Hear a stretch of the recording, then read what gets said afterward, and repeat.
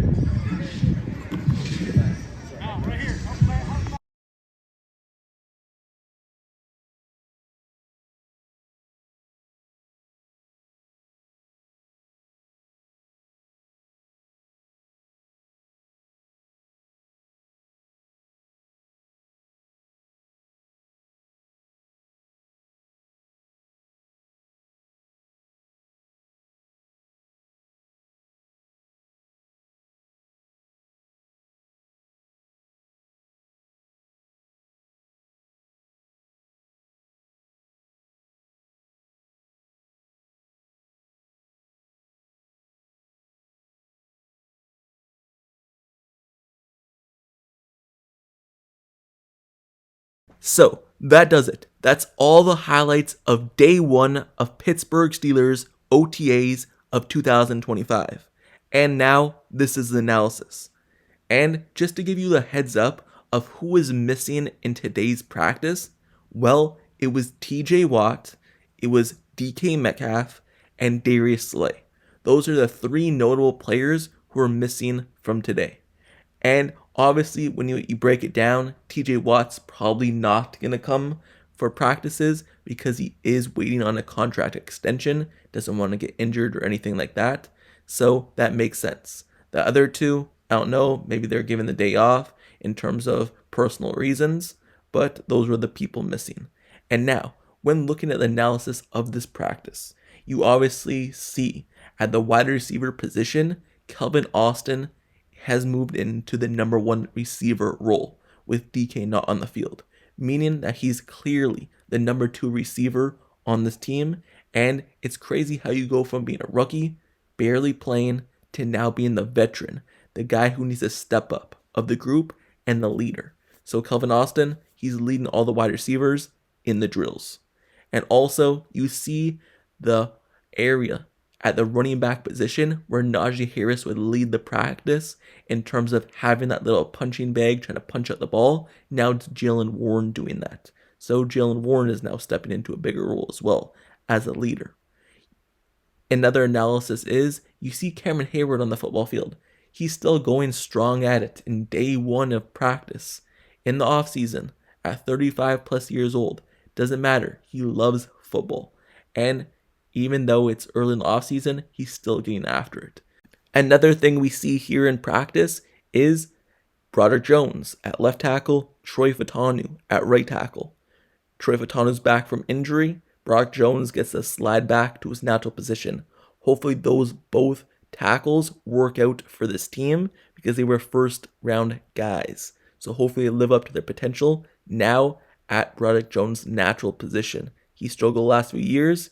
Now this is his first time strictly at left tackle. So it's exciting to see, and that's what we've seen in day 1. Also, another thing we've seen is Mason Rudolph back in the Pittsburgh Steelers uniform, back at practice.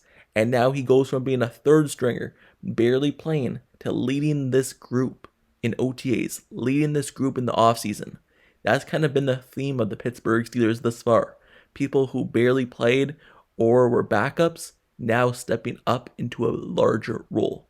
And it's none different because now we see Mason Rudolph doing that at a main position at the quarterback spot.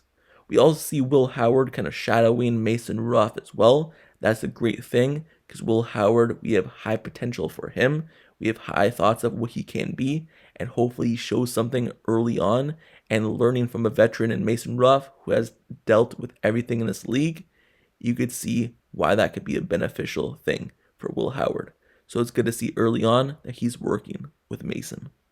So you also see Caleb Johnson just being a monster. He just looks like a physical specimen out there in those drills, just giving the ball off, handing it off, whatever he's doing. Caleb Johnson just needs to continue it because he's looking like a beast and he hasn't even done anything yet. So that's basically the Pittsburgh Steelers analysis for this video. You look at the players, it's just great to have everyone back in a football setting. Yes, we've seen rookie minicamp and those tryout players however much long ago, like a month, but it's great to see everyone back. Yes, we're missing 3 players, but basically everyone is here on the football field, and this is how you know Pittsburgh Steelers football is truly back. So, that being said, that's the end of this video, however, but make sure you subscribe to this channel and turn notifications for everything Pittsburgh Steelers news, highlights like this, coverage of all OTAs, all training camp, all everything. I have you covered. So make sure you subscribe for that and turn notifications for that, and all the news and rumors as well. Stay tuned, and also comment down below in the comment section. Who are you most excited to see in these practices, and who stood out in this video? Let me know your thoughts. So that's it for me, however. Make sure you subscribe, turn notifications, like the video, and until next time, I'll see you guys all later. I'm out. Peace.